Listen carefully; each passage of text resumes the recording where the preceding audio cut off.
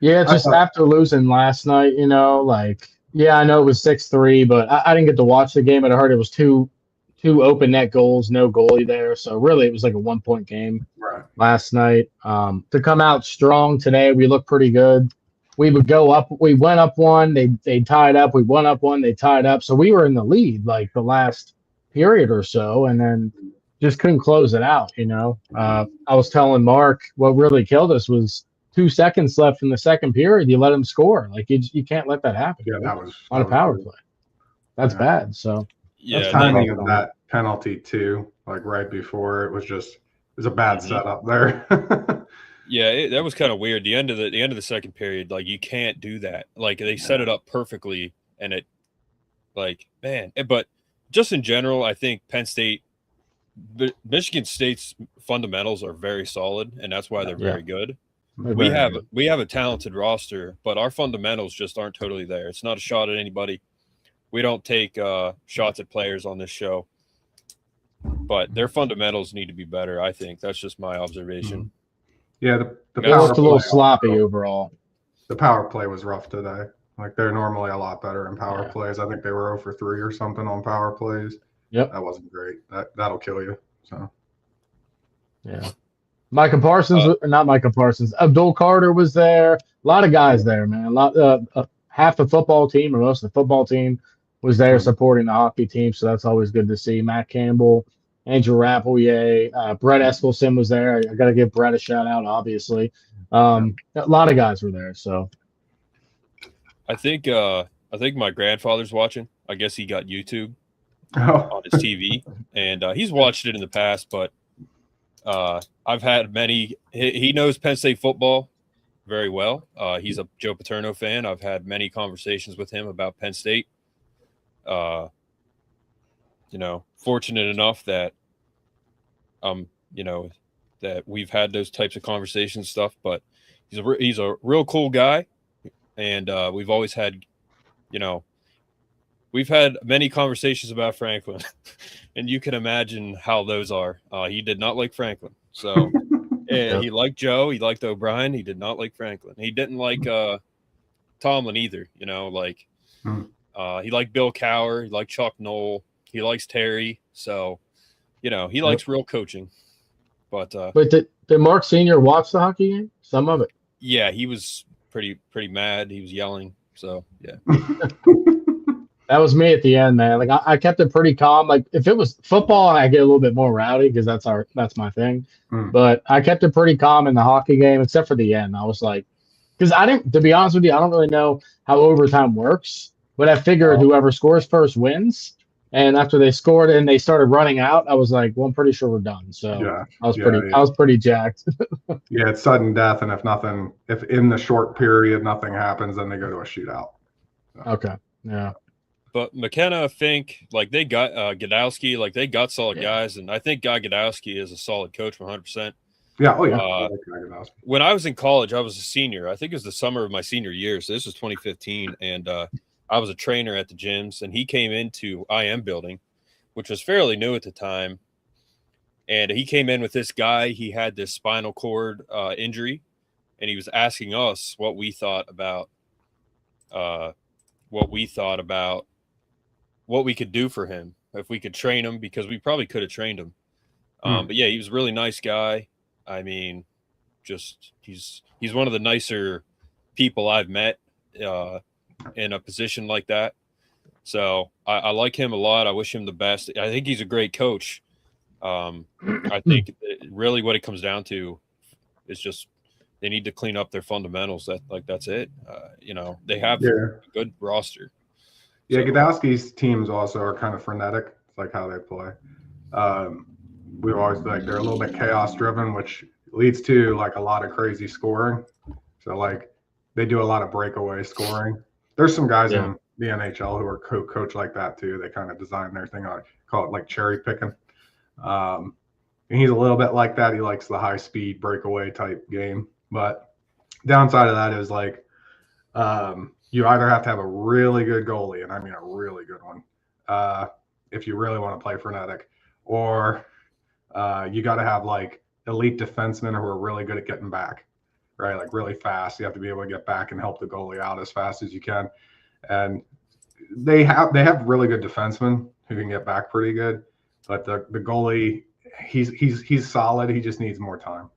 He needs to keep working up. And Michigan State, honestly, I was kind of, as good as their goalie is, I was actually surprised. We kind of got him a couple of times today pretty cleanly. Yep. So it's a shame they couldn't pull that out. But that's what power offense does for you in hockey, is like you can make a very good goalie not look so good sometimes. So. Absolutely. Yeah, I think our goalie, well, we have two good goalies, Fleming and then the guy who played today, right? But what's his name? I can't. What is his last name?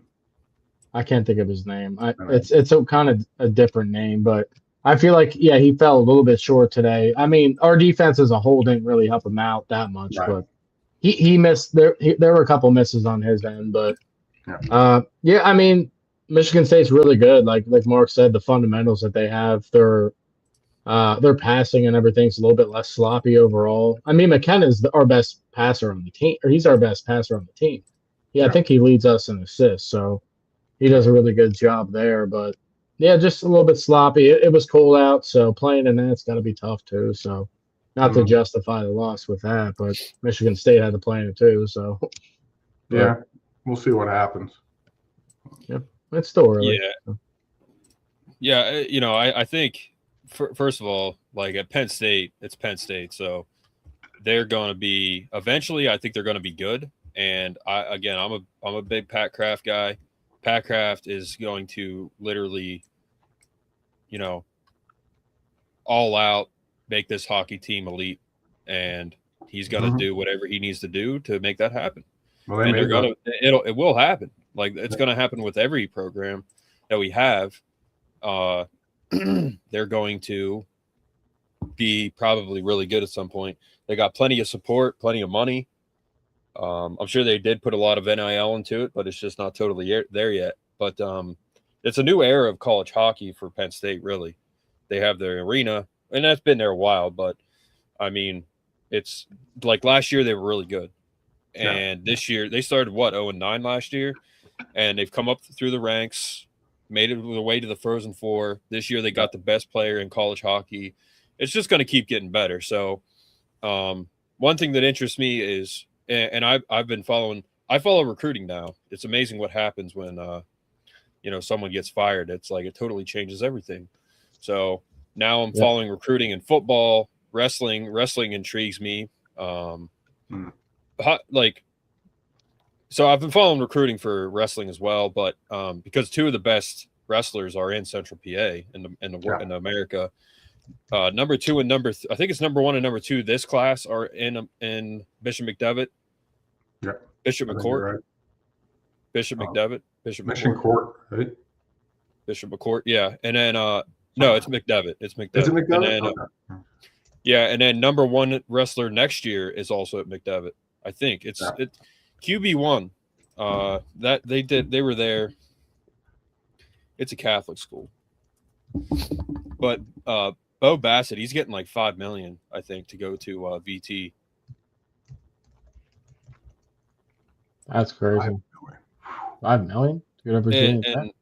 But there's an example of a high recruit. Virginia Tech's not even good at wrestling, are they?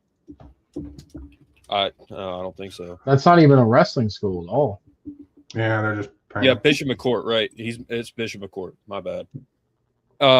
Dude, what? Okay, so never mind. Then it must be McDevitt that I'm thinking of that had QB1. The QB1 show there.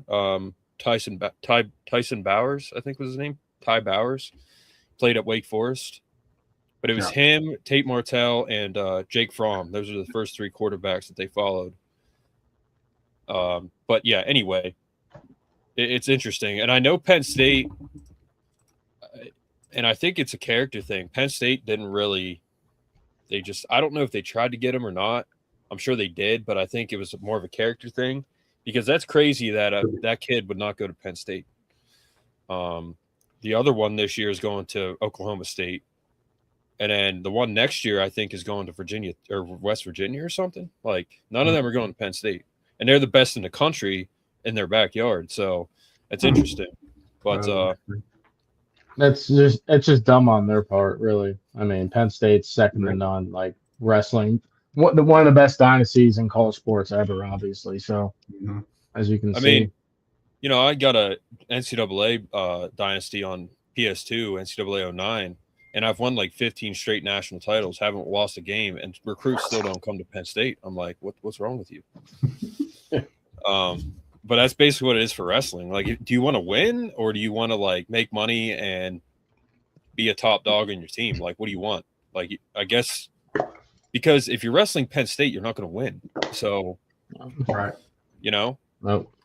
Well, he might win his match, but I mean, maybe, probably not, because Penn State's got top guys. So Nebraska had what, 2 pins last night? I think so. They had at least one. One that I remember. They might have had another one. He patted our guy's belly, and that's what pissed him off. The 128 pounder got up and like kicked him or something because he pinned him and then patted his stomach like a little baby ass. You know, I think it was the 142, if that's a weight. I think it was 142. It wasn't featherweight. It was the 142. I think 120. I think it's. And again, I'm gonna have to study wrestling more, but I think it's 125 and then 130 some and then 142. Quentin Wright wrestled 174, I think. And what was so impressive about Quentin Wright? I was just with my lifting coach from high school last night. They got a new weight room all built, and he trained Quentin Wright from when he was 14 years old, and that's who taught me how to lift. Got me into body. I got myself into bodybuilding, but he taught me the fundamentals. And Quentin Wright wrestled 174. That's impressive because that's heavy. That's pretty heavy. And for college level especially. Yeah, and he never lost in high school. He was an attraction when he was there. Everybody came to watch him. He's one of the best in the country. And then in college, I think he won 2 or 3 and lost 1. No. I mean, like, but I'm pretty sure I've seen this where he wrestled Cale Sanderson at World Trials once, and Cale beat him. And that's when Cale was his coach. So that's like, dude, Cale is like he's not even human. Cale's no joke, man. Yeah. No, he's nuts. But yeah, Brett and I are going to talk. Well, I don't know how we're going to do it yet, but we're going to talk hockey and wrestling. So that's going to be another part of it. I'm starting a playlist. I just did. The episode last night was in there in the playlist.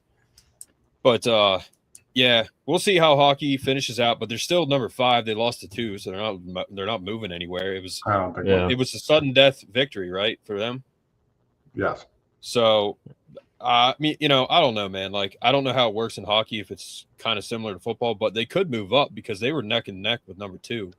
Yeah, it depends on. I don't remember college hockey. I don't know if they use a point system like they do. The NHL uses a point system.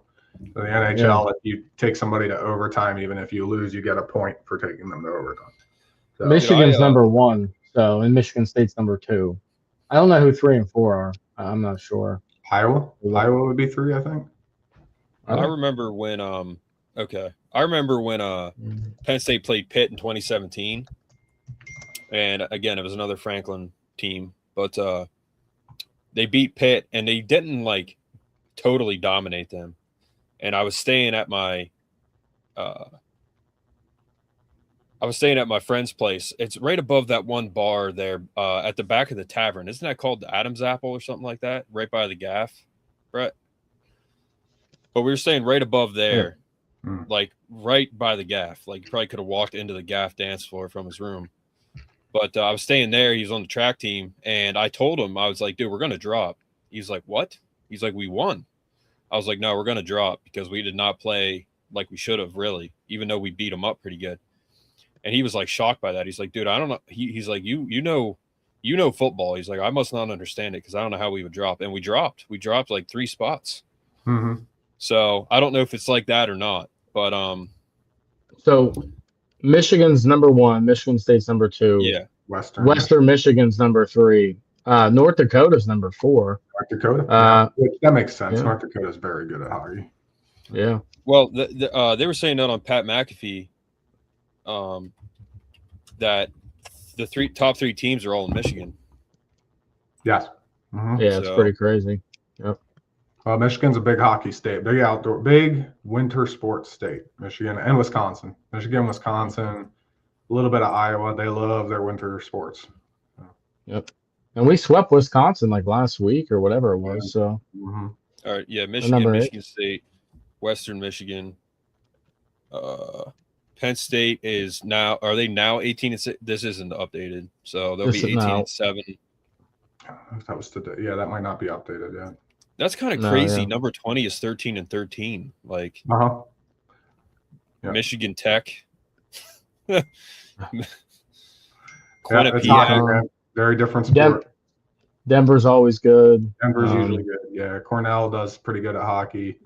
Boston's usually good. Where the heck? I see Boston College, but yeah, Boston College, Boston, Minnesota, Duluth, Minnesota. Or normally Minnesota's actually having a bit of an off year. They're not so great. Yeah. Yeah, we beat them. Yeah. But, yeah, I mean we're fine. We just have to get a rebound, man. You know. Yeah. We just swept number 8, or Wisconsin was 5 when we swept them actually. Yeah. So they moved back. Yep. So we just swept them. We gotta make a comeback. Yeah. Gonna be a good year. Dude, it's crazy since the offseason hit. Like we had a lot of commenters last night and stuff, but the comments are kind of hit and miss. And the viewership is live viewership is kind of hit and miss because it's off season, dude. Like, yeah, it's always tough. We really care about Penn State football because we're on here 2 days a week, and some people they totally forget everything, and then they come back in like August. They're like, "All right, let's go." You know, that's I mean that's typical of the sport, unfortunately. Yeah. We're on here 3 or 4 days a week.